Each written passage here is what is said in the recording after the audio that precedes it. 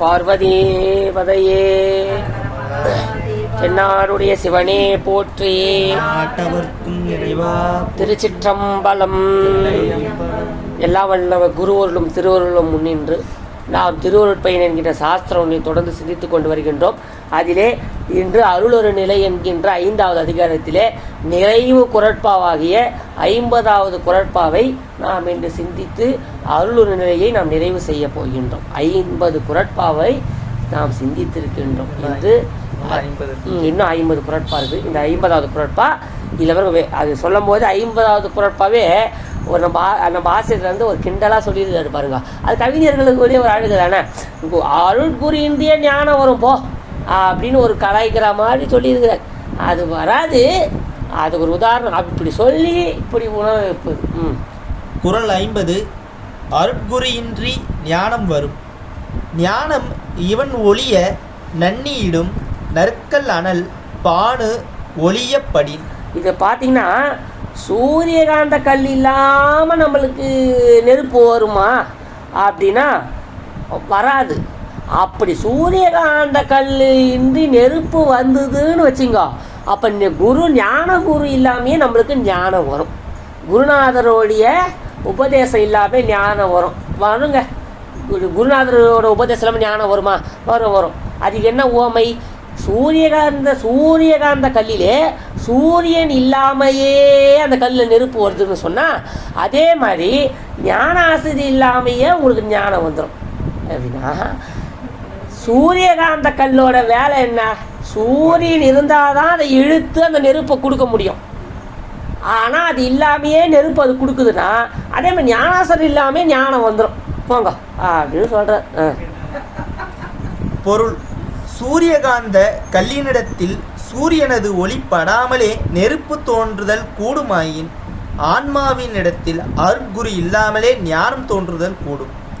சொற்பொருள்: நற்கல் நல்ல சூரியகாந்த கல்லினிடத்தில் பானு ஒளிய சூரிய ஒளி படாமலும் அனல் நெருப்பு படி தோன்றுதல் கூடுமாயின், நன் மாணாக்கரிடத்தில் இவன் ஒளிய ஞானகுரு இல்லாமலும் ஞானமாவது நன்னியிடும் வந்து பொருந்தல் கூடும். விளக்கம்: ஆசிரியர் கையாளும் உத்தி. கவிஞர் உலகில் நடக்க முடியாத செயலை நடக்கக்கூடியது போல காட்டி வியப்புணர்ச்சியை தோற்றுவித்து முடிவில் அது நடக்க முடியாத செயலே என்பதை பெற வைப்பர். இவ்வுத்தியை வடமொழி நூல்களிலும் தமிழ் நூல்களிலும் காணலாம். ஸ்வேதா சுவதர உபநிடத்தத்தில் இவ்வாறு அமைந்த ஒரு வாக்கியம் வருகிறது: எப்பொழுது ஆகாயத்தை தோல் போல் சுருட்டுதல் கூடுமோ அப்பொழுது சிவனை உணராமல் துன்பத்திலிருந்து நீங்குதல் கூடும் என்பது அவ்வாக்கியம். இவ்வுபநிடத வாக்கியத்தை அப்படியே எடுத்து தமது காஞ்சி புராணத்தில் அமைத்து கொண்டார் சிவஞான முனிவர். மானுடன் விசுபை தோல் போல் சுருட்டுதல் வல்லானாயின் ஈனமில் சிவனை காணாது இடும்பை தீர் வீடும் எய்தும் என்பது காஞ்சி புராண பகுதி. சிவபெருமானை உணராமலே ஒருவர் பிறவி துன்பத்திலிருந்து விடுபடலாம் என்று இங்கே கூறப்பட்டுள்ளது. அது எப்படி முடியும்? இது எக்காலத்திலும் நடக்க முடியாத செயலல்லவா?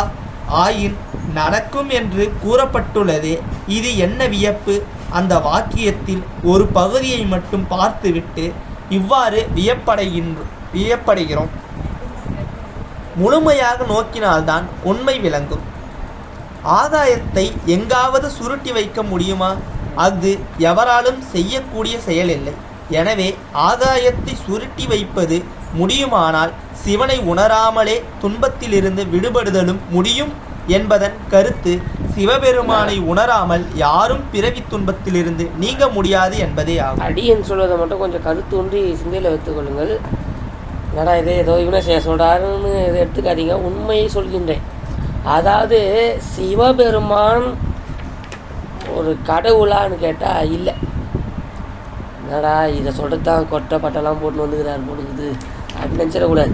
இதை ஆழ்ந்து சிந்திச்சா இந்த கருத்து புரியும். சிவபெருமான் ஒரு கடவுளா அப்படின்னு கேட்டால் இல்லை. அவன் இறைவனா? இல்லை. அவன் ஆண்டவனா? இல்லை. அவன் தலைவனா? இல்லை. அவன் சைவனா? இல்லை. அவன் ஆனா இல்லை, அவன் பெண்ணா இல்லை, அவன் விபூதி தான் வைப்பானா இல்லை, ருத்ராட்சம் தான் போடுவானா இல்லை, சைவர்களுக்கு மட்டும் உரியவனா இல்லை. சிவபெருமான் கடவுளே அல்ல, சிவம் பராபரம். அது என்ன, சிவம் ஒரு கடவுள் சொல்லிட்டா 100ல் 1 ஆயிடும். சிவம் கடவுள் சொன்னால் 100ல் 1 ஆயிடும். அவரை 100ல் 1 சேர்ப்பதற்கு கூட உரியவர் அல்ல. அவரு தாங்க பரம், அதுதான் பரம். அதை பரம் தான் சொல்லணுமே ஒழிய அதுதான் சிவபரம். அதை சிவம்னு நம்ம சொல்கிறோம். அதே மாதிரி சிவன்றது அவனுடைய நாமமோ சிவன்றது ஒரு பெரிய மந்திரம். அது ஏதோ அவன் பேரோ இதோ சொல்லி மட்டும் விட்டுறாதீங்க. சிவன்றத்துல பெரிய மந்திரமே ஒளிஞ்சிருக்குது. சி என்பது இறைவனும், வா என்பது அவனுடைய அருட்சக்தியும், யா என்பது உயிர்களாகிய நம்மையும், நா என்று சொல்லக்கூடியதை ஆணவ மலமும், மா என்று சொல்லக்கூடியதை அவனுடைய திரோதான சக்தியுமாகிய திரோதான மலமும் ஆகியது. இதுதான் பஞ்சாட்சரம். அப்பேற்பட்ட சூட்சமம் தான் அதில் ஒளிந்து நிற்கிறது. அதை சொல்வார், ஆனஞ்செழுத்துலே அண்டமும் அகண்டமும், ஆனஞ்செழுத்துலே ஆதியான மூவரும், ஆனஞ்செழுத்துலே அகாரம் அகாரமும், ஆனஞ்செழுத்துலே அடங்கலாவல் விட்டது.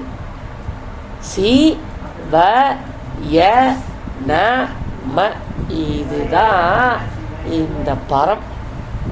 சிவபெருமானை ஏதோ ஒரு தெய்வனோ அவன் இப்படி தான் இருப்பான்னு நினச்சிக்காதீங்க. சைவத்துக்குள்ளே வர வர வர வர வர வர புத்த கருத்தோ அவன் தான், சமண கருத்துலேயும் அவன் தான் இருப்பான்.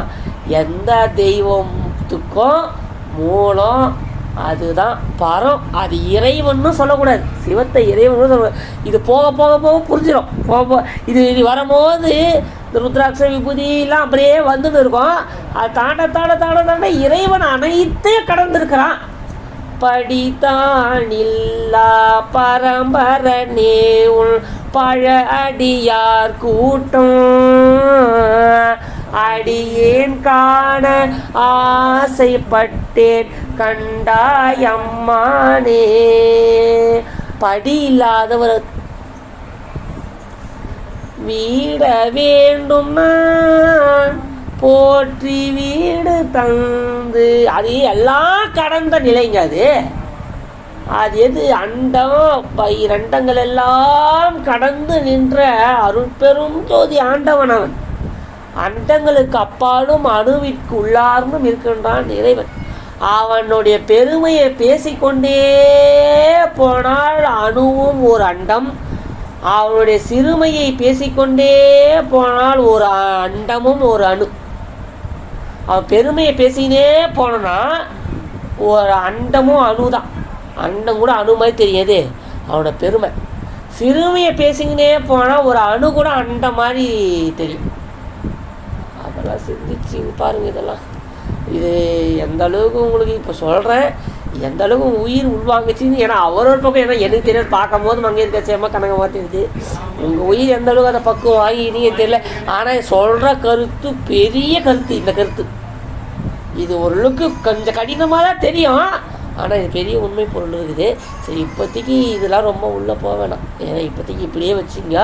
இதெல்லாம் உள்ளே போனால் அப்புறம் ஏதோ குழப்பறாரு ஐயான்னு நினச்சிருங்க. ஆமாம், ஏன்னா எல்லாத்துக்கும் கலந்து இருக்குது சிவம். அதுதான், இதை மட்டும் விளையுங்க. சிவன்றது ஏதோ ஒன்றில் அடைக்க முடியாது. அதை எல்லாத்துலேயும் கடந்துருக்குது, எல்லாத்துலேயும் நிறைந்தும் இருக்கிறது. சமண மத ஐயா புத்தர் இருக்கிறாரு, அதில் இல்லையா? இருக்கிறாரு. கிறிஸ்துவம் இருக்கிறாரு, அதில் இல்லையா? இருக்கிறாரு. இஸ்லாமியர் இருக்குது, அதில் இல்லையா? இருக்கிறாரு. சைவம் திருமாலில் இல்லையா? இருக்கிறாரு. பிரம்மனில் இல்லையா? இருக்கிறாரு. எல்லாத்துலேயும் இருக்கிறாருயா, எல்லாத்துலேயும் இருக்கிறார். அப்போ சைவர்கள் மட்டும் அவரை போற்றி போகிறோன்னா, இங்கே தாய் வீடு மாதிரி இருக்கிறாரு, அங்கே சொந்தக்கார வீடு மாதிரி இருக்கிறார். அவர் தான் வித்தியாசம். இது தாய் வீடு, சொந்தக்கார வீடு. சொந்தக்கார வீட்டுக்கு போனால் எத்தனை நாள் இருக்க முடியும்? 2 நாள் 3 நாள் தான். நம்ம வீட்டுக்கு போனால் தாங்க ஃப்ரீடமாக இருக்க முடியும் சொல்கிறோமா இல்லையா? இங்கே வந்தால் நம்ம ஆள் ஃப்ரீடமாக வித்தியாசம். அதனால் சிவன்றது ஒரு கடவுளோ ஒரு இதுவோ அல்ல. அவன் தான் எல்லாம் நம்ம எப்படி கடவுளை சேர்க்க முடியும்?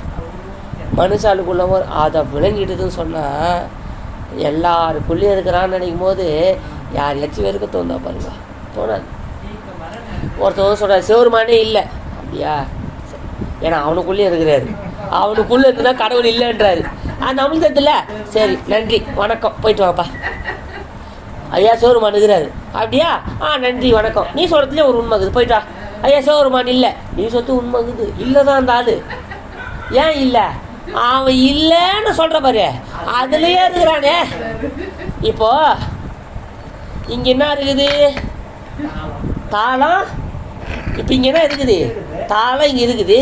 இப்போ இங்கே தாளம் இருக்குதா இல்லையா? இல்லை. ஆனால் நீங்கள் இல்லைன்னு சொன்னாலும் இங்கே இருக்குதே. அப்போ இங்கே இல்லைன்னு சொல்லும் போது உங்கள் கண்ணு எதிர்க்க இல்லைன்னு தான் நீங்கள் சொல்கிறீங்க ஒழிய இல்லைன்னா இல்லாமல் இல்லைல்ல. அப்போ சாமி அவன் கண்ணுக்கு தெரியல, அவ்வளோதான். ஆமாவா இல்லையா? இல்லைன்னு சொல்லும் போது இருக்குன்னு ஒரு பதில் இருக்குது. ஐயா என்கிட்ட பணம் இல்லை, பணம் இல்லாமல் இருக்குது. உன்கிட்ட இல்லை. ஐயா என்கிட்ட பணம் இல்லை, உன்கிட்ட தான் இல்லை. சிவம் இல்லைன்னா யோ உன்கிட்ட இல்லையா? அவன் இருக்கிறான், ஆனால் இல்லைன்னு நீ சொல்கிற. உன் உள்ளதான் இருக்கிறான், உனக்கு தெரியல போ. ஆனால் ஒரு நாள் தெரியும். அது தெரிய வரும்போது ஒன்று நீ சவமாகவும் இருக்கலாம். ஆமாம், தெரிய வரும்போது என்ன பண்ணுறான்? ஆமாம், நம்ம இருக்கும் போதே ஆனந்தமாக சிவத்தில் உருகணும், ஆடணும் பாடணும். இல்லைன்னா நமக்கு எதிர்க்க ஆடுவாங்க, அப்போ நம்ம பேச முடியாது. ஆமாம், அப்போ நம்ம பாட்டு பார்த்துருப்போம், நம்ம எதிர்க்க டண்டனக்கான ஆடுவோம். அப்புறம் இங்கே சங்கு ஊதுறாங்களே இல்லையா? சங்கு நல்லா இருக்கும் போதே இவனுக்கு ஊதணும். இந்த சங்கு போயிட்டோடனே எதுக்கு ஒருத்த ஊத ஆரம்பிச்சோம்? சாமி எதுக்கு இந்த சங்கு குத்துக்கிறான்? இறைவனை பற்றி ஓதுவதற்காக. எதுக்கு இந்த சங்கு குத்துறான்? இது பேர் என்ன பேரு? இந்த சங்க அவன்கிட்ட போய் ஓத வேண்டும். என்ன ஓத வேண்டும்? இறைவா பாட வேண்டும் நான் போற்றி நின்னையே, பாடி நைந்து நைந்து உருகி நெக்கு நெக்கு ஆட வேண்டும் நான் போற்றி அம்பலத்து ஆடும் நின் கடல் போது நாயினே கூட வேண்டும் நான் போற்றி புழு கூடு நீக்கெனை அருள் போற்றி நின் வீட வேண்டும் நான் போற்றி வீடு தந்து அருள் போற்றி நின் மெய்யர் மெய்யனே வீட வேண்டும் நான் போற்றி வீடு தந்து அருள் போற்றி நின் மெய்யர் மெய்யனே. இறைவா பாட வேண்டும் நான் போற்றி நின்னையே. உன்னை விட்டு அந்த தலைவன் இந்த தலைவன்லாம் நான் போய் கொடி தூக்க மாட்டோம்பா. பாட வேண்டும் நான் போற்றி நின்னையே, பாடி நைந்து நைந்து உருகி போகணும். நான் அந்த பொண்ணெல்லாம் பார்த்து நான் மயங்கி போகக்கூடாது பார். உருகி நெக்கு நெக்கு ஆட வேண்டும் நான். எங்க அண்ணா போற்றி அம்பலத்தில் நீ ஆடும்போது நின் கழல் போது நாயினேன் கூட வேண்டும் நான் போற்றி இப்புழு கூடு நீக்கு என்னை அருள் போற்றி நீன் மெய்ய மெய்யனே அப்படின்னு நான் விழுக்கிறார் நம்ம அருள்கிற மாணிக்க வாசக பெருந்தகை. அப்படி இந்த தொண்டை நல்லா இருக்கும் போதே அவனை பற்றி பாட வேண்டாமா? அந்த சங்கு இந்த சரியா இந்த சங்கு அங்கே பாடணும். அப்படி சரியா பாடலன்னு வச்சிங்க, வெளியே ஒருத்தர் சங்கு பாடுவார், அப்போ நம்ம கேட்க மாட்டோம். அப்படியே கம்முன்னு பத்துன்னு இருப்போம். ஐயோ ராஜா போயிட்டியே பாடி அழுவாங்க வெளியே. நீ என்னம்மா தர்மம் செஞ்ச? ஒன்று ஈக்கி கூட காக்காவுக்கு சோறு சொல்றாரு பாரு. ஈக்கும் எல்விழுந்திடம் பார்க்கிலும் ஈக்கும் ஈகிலும் ஆகினவர்ங்க அந்த சாவில் அழுதவே நீங்கள் பாருங்க. நான் உக்காந்து பார்ப்பேன், அதெல்லாம் சிரிப்பாரு. எனக்கு அப்போ தெரிஞ்சே ஆராய்ச்சி போயிட்டு எனக்கு அதிகம். எங்கே போனாலும் ஆராய்ச்சி, சம்மந்தமே இல்லை ஆராய்ச்சி பண்ணுவேன். நான் பாருங்க சம்மந்தமே இல்லாமல் முஸ்லீம் புக்களை கூட எடுத்து படிப்பேன். எல்லாமே படிக்கணும், தவறு கிடையாது. எல்லா நூலும் என்ன நல்லதானே சொல்லுது. நல்லதை யார் சொன்னா என்ன, அது யார் எது சொன்னாலும் சின்ன பையன் சொல்லக்கூடாது. நல்லதை சின்ன குழந்தை, அண்ணா நீங்கள் இப்படி இருங்க, தாய் தந்தையை மதிங்க, குழந்தைன்னு சொல்லக்கூடாது. நல்லதை யார் சொன்னாலும் பணிவோடு கேட்டுக்கணும்.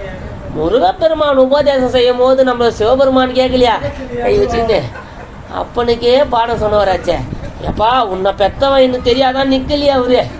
சொல்றது யாரா இருந்தா என்ன, சொல்லுபவர் குரு கேட்பவர் சீடன். அப்பனுக்கே பிரதம மதம் சொன்னவர். 5 தலைக்கு 6 தலை சொல்லிச்சா இல்லையா, 6 தலை சொல்ல 6 தலை இருக்குதுன்னு சொல்லுவாங்க. 6 தலை நம்மளுக்கு சொல்ல யாருக்குறா, நம்மளுக்கு 6 தலை சொல்வதற்கு 6 தலை இருக்குதுன்னு விளையாட்டா அப்போ சொல்லி அழுவாங்க. ஐயோ நீ நாட்டுக்கே தர்மம் பண்ணி நீ வாழ வேண்டிய வயசில் 80 வயசில் வாழ வேண்டிய வயசில் போயிட்டு 80 வயசுக்கு மேலே என்ன வாழ போகிறாரு. ஆமாம், வாழ வேண்டிய வயசில் போயிட்டு அப்புறம் உட்காந்து இருப்பாங்க, பேச ஆரம்பிச்சிடுவாங்க. இப்போ நல்லா அப்லோட் பண்ணி பாருங்களா, பேசுவாங்க. பார்த்துறீங்களா, நாமா நல்லா தான் இருந்தார், நேற்று கூட கத்திரிக்காய் காரம் வச்சேன், சாப்பிட்டுன்னு தான் இருந்தார், நல்லா போனாருப்பா. நேற்று கூட போட்டாங்க பாருங்க ரோஜா நாடகம் பார்த்துன்னு தான் இருந்தார், நல்லா தான் இருந்தார். அப்புறம் நான் அவரை பேசியிருந்தோம், பக்கத்து வீட்டுக்கிட்ட ஒரே சண்டை, அதெல்லாம் பார்த்துன்னு இருந்தேன். அப்புறம் காத்தால போய் வந்தாரு, இறந்துட்டாரு அப்படின்னு பேசியே இருப்பாங்க. அந்த முக்கட்டில் ஒருத்தர் மாலை எடுத்துன்னு வந்துட்டாரு. அப்படி மாலை எடுத்துன்னு உள்ள வருவார், வாங்க உங்கள் நண்பரை பாருப்பா, கூப்பிடு அவரை, வான்னு கூப்பிடு. எப்படி வருவார், இழந்த காய் அப்படிப்பட்ட உதிர்ந்த மலரும் இலைகளும் மீண்டும் மரம் புகார் சொல்வது சிவாக்கியரு. நல்லா பாரு சிரி, எனக்கு வேடிக்கை சிரிக்கிறது வேடிக்கையாக இருக்கும். எனக்கு அதை பார்க்கும்போது வயசானவங்க பாருங்க வந்து அப்படியே அழுவாங்க. அப்போ இது அதை அப்போ சொல்லி அழுவாங்க பாருங்க. என்ன ஐயோ இந்த மாதிரி தர்மம் பண்ணாரே போனாங்க. அதான் ஐயோ சொல்லுவார் சுந்தரமூர்த்தி சுவாமிகள் பாடுவார் பாருங்க, இறைவா அப்படிப்பட்ட எல் வீடும் தீடம் பார்க்கிலும் ஈக்கும் ஈகிலன் ஆகிலும் பாரியே என்று வாழ்த்தினும் இங்கு கொடுப்பார் இல்லைன்னு பாடுவார். இறைவா எள்ளு விழுந்துச்சின்னு ஒருத்தன் பார்க்குறானா, ஐயோ ஒரு எள்ளு எங்கேயும் விழுந்து போச்சேன் அப்படி யாருன்னா பார்ப்பாங்க. ஒரு எள்ளு தானே போனா போதும், எள்ளு விழுந்த இடம் பார்க்கிலும் ஈக்கும் ஈகிலன் ஆகிலும். ஈக்கு கூட அந்த விரல கூட சாப்பிட்டு, ஏன்னா உதறிட்டா ஈ சாப்பிட்டு பூசினா பண்ணும். சில பேர் பாருங்க, அந்த வாழை இல்லை போட்டால் நாய்க்கு வேலையே இருக்காது, மாட்டுக்கும் நாய்க்கும் வேலையே இருக்காது, சுத்தமாக தான் சாப்பிட்ணும். அந்த அப்படியே வழிச்சு அவ்வளோ தர்மம் வாங்கிவரு அப்படி போடுவார். அப்படி அந்த விரல கூட ஈக்கும் ஈகில நாயிலும் அவர் பாரியே என்று வாழ்த்தினும் கொடுப்பார் இல்லை. ஆனால் இறைவா நீ எனக்கு கொடுத்தியேன்னு சொல்லி அற்புதமான ஸ்தலத்திலே திருப்புகழில் பாடுகின்றார் இந்த பதிகத்தை. அற்புதமாக சுந்தரமூர்த்தி பாட்டு சூப்பராக பாருங்க. இந்த பதிகம் ஃபுல்லாக நான் அடியே நடிக்கும்போது தனியாக இருக்கும்போது கேட்பேன், நல்லா சிரிப்பாக இருக்கும் அந்த பதிகம். ஃபஸ்ட்டு 2 வரியில் திட்டுவார், அப்புறம் 2 வரியில் இப்படிலாம் இருந்தால் எவ்வளோ கொடுக்க மாட்டான், ஆனால் நீ எனக்கு கொடுப்ப அப்படின்னு பாரு. ஏன்னா திருப்புகழில் தான் இந்த பதிகத்தை செய்கின்றார். புகழ்ந்து பண்ண திட்டுறாரு ஆனால் கொடுக்குறாரு. அதான் அப்போ அந்த இது ஏன் இவ்வளோ நான் சொன்னேன்னா, இறந்துட்ட அப்புறம் ஒன்றும் வராது பாருங்க. அப்போ இந்த உடம்பு நல்லா இருக்கும் போது மரணம் வருவதற்கு முன் அவன் சரணத்தை பற்றுங்கள். இந்த முறையிலேதான் நமது ஆசிரியர் உமாபதி சிவமும் கூறுகிறார். இதுவரையில் அருளாசிரியன் இல்லாமல் ஞானம் பெறுதல் இயலாது என்பதை வலியுறுத்தி வந்த ஆசிரியர் இங்கு அருளாசான் இன்றியும் ஞானம் கிடைத்துவிடும் என்று கூறி படிப்பவருக்கு வியப்பையும் திகைப்பையும் ஏற்படுத்தி விடுகிறார். என்ன இப்படி முன்னுக்கு பின் முரணாக பேசுகிறாரே என்று எண்ணத் தோன்றும். ஆனால் செய்யுளில் பிற்பகுதியில் கூறியுள்ளதையும் சேர்த்து வைத்து பார்க்கும்போதுதான் அவர் கூறியதில் எந்த மாறுபாடும் இல்லை என்பது தெளிவாகும். சூரியகாந்த கல்லிடத்தில் சூரியன் இல்லாமலே நெருப்பு தோன்ற முடியுமோ? அது எக்காலத்திலும் நடக்க முடியாத செயல். அப்படி நடக்குமானால் ஆன்மாவிடத்தில் அருட்குரு இல்லாமலே ஞானம் தோன்றும் என்கிறார் ஆசிரியர். அதன் கருத்து அருட்குருவையின்றி ஞானம் நிகழாது என்பதே ஆகும். அருட்குருவினால் பாசங்கள் அகலுதல். உயிர் சூரியகாந்த கல் போன்றது. உயிரை மறைத்துள்ள பாசத்தை சூரியகாந்த கல்லை மூடியுள்ள பஞ்சு போல கொள்ளலாம். சூரியகாந்த கல் தனியே இருக்கும் பொழுது தன்னை மூடியுள்ள பஞ்சினை சுடமாட்டாது. அதுபோல ஆன்மா தனியே நின்று தன்னை பிணித்துள்ள பாசத்தை நீக்கிக் கொள்ள மாட்டாது. அச்சூரியகாந்த கல் சூரியன் வந்த பொழுது அதன் ஒளிக்கதிரை பெற்று தன்னை மூடியுள்ள பஞ்சினை சுட்டெரிக்கும். அதுபோல சிவன் ஞானாசிரியனாய் வந்தபொழுது ஆன்மா அக்குருவினால் அருளை பெற்று தன்னை பிணித்துள்ள மலங்களை அகன்றொடைய செய்யும். இக்கருத்து செய்யுளில் கூறப்படவில்லையாயினும் ஒரு பொருத்தம் கருதி வருவித்து உரைக்கப்பட்டது. முடிஞ்சிருச்சு. ஆமாம். அப்போ பாருங்க, சிவபெருமான் என்பவர் சூரியன், இது ஒரு கருத்து வச்சுங்க. சிவபெருமான் என்பவர் சூரியன், குரு என்பவர் நம்மளுடைய சூரியகாந்த கல், ஆன்மா என்கின்ற அந்த இதுதான் அந்த அக்ஞானம் தான் அந்த பஞ்சு பாருங்க. அப்படி ஆன்மாவே அந்த பஞ்சு போல் அந்த இது மூடிக்கொண்டு இருக்கிறது அக்ஞானம். அப்போ குரு இல்லாமல் சிவம் மட்டும் இருக்குதுன்னா டைரெக்டாக இப்போ சூரிய வெளிச்சத்தில் போய் அந்த பஞ்சை வச்சோன்னா பத்தாது பாருங்க. சூரியகாந்த கல் இருந்தால் தான் அதை இழுத்து கொடுக்கும். சரி, சூரியகாந்த கல் மட்டும் இருக்குது, சிவபெருமான் இல்லைனா அந்த சூரியன் இல்லைனாலும் எரியாது, பஞ்சு எரியாது. சூரியனும் இருக்கணும், சூரியகாந்த கல்லும் இருக்கணும். அப்போது அதுதான் சொன்னார், இறைவன் நம்மளுக்கு உள்ளவே இருந்தாலும் கூட பக்குவப்பட்ட பிறகு அவனே ஞானாசிரியனாக எதிரில் தோண்டி நம்மளுக்கு ஞானத்தை உபதேசிக்க. இதுக்கு உதாரணம் தான் சொன்னார் கருடம் பாவனி என்று ஒரு குரட்பாவை சிந்தித்தோம். அதாவது பாம்பு ஒருவர் கடிக்கிறது, கருடனே ஒரிஜினல் இருக்குதே, எத்தனை வந்து மூஞ்சி மாதிரி இருந்து ஆட்டனா விஷம் இறங்குறதா இல்லை. ஆனால் அந்த கருடோபாவனை என்று சொல்லக்கூடிய அந்த கருட மந்திரத்தை ஒருவர் படித்து அந்த கருணாவே தன்னை பாவித்து அந்த மந்திரத்தை சொல்லும் போது விஷம் இறங்குவது போல இறைவனே நம் உள்ளிருந்தாலும் ஆணவம் நீங்காது. அவன் உள்ளிருந்து ஞானாசனாக வெளிப்பட்டு அந்த எப்படி கருடம் பாவனை செய்கின்றாரோ அதுபோல உபதேசம் செய்து அஞ்ஞானமாகிய மாயை ஆணவம் கண்மத்தை நீக்கி மெய்ஞானமாகிய சிவஞான உபதேசத்தினை நல்கியிருக்கின்றார் நம்மளுடைய குரு. அதற்கு தான் ஓமை சுட்டுகின்றார். அப்போது பாருங்க, சூரியகாந்த கல் மட்டும் இருந்து, அதாவது சூரியகாந்த கல் மட்டும் இருந்து பஞ்சில் எப்படி நெருப்பு பத்தாது, அப்படி பற்றிடுச்சின்னு வச்சுங்க, குருநாதர் இல்லாமே ஞான உதிக்கும்னு அர்த்தமாயிடும். அப்படி ஓமை செய்கின்றார். அப்போ என்ன செய்கிறார், இல்லை அவர் சொல்லக்கூடிய கருத்துனா, சூரியன் இல்லாமல் சூரியகாந்த கல்ல நெருப்பு வராது. அதே போல குரு இல்லாமல் ஞானம் பெற முடியாது. அப்போ குரு உபதேசம் இந்தியா தான் இல்லையா, எல்லாரும் என்னங்க டீச்சர் அதெல்லாம் எடுக்க வேணாம், உத்ராக்கம் போட்டோமா விபூதி வச்சோமா சிவசிவன்னு சொன்னோமா, தவறு இல்லை. அதில் நீங்கள் கரெக்டாக இருந்தீங்கன்னா தான் புரியும் குருவே வருவாருன்னு. சுவாமி நீங்கள் கரெக்டாக இருந்தீங்கன்னா அவரே வரணும்ல வெளியா. ஆமாம், அது நம்ம சிந்தையில் வச்சுங்க. இத்துடன் இந்த குரட்பாவை நிறைவு செய்து கொள்கின்றோம். திருச்சிற்றம்பலம்.